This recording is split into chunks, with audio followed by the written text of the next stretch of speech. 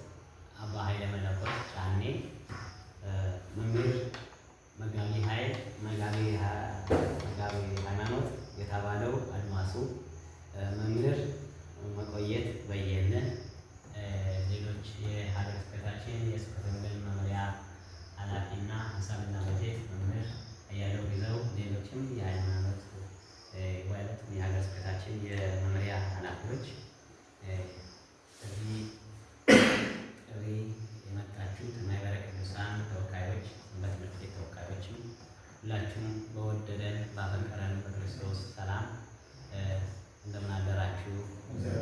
ሁላችንም ጠብቆ መግቦ በቸርነቱ ለዚች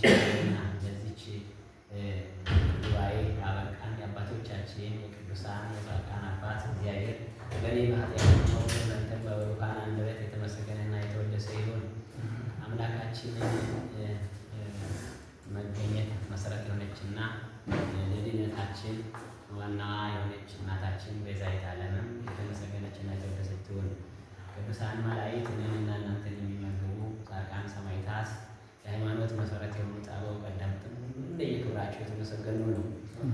እንኳን ለዚች ቀን አደረሳችሁ እያልኩኝ ያው መርሃ ግብሩን ለጠቅላይ ቤተ ክህነት ለልዑካን ከመስጠቴ በፊት ይህንን ጉባኤ በ26 እና በ27 ልዑካን ይመጣሉ ተብሎ ከተነገረን ወራትን አስቆጥረዋል።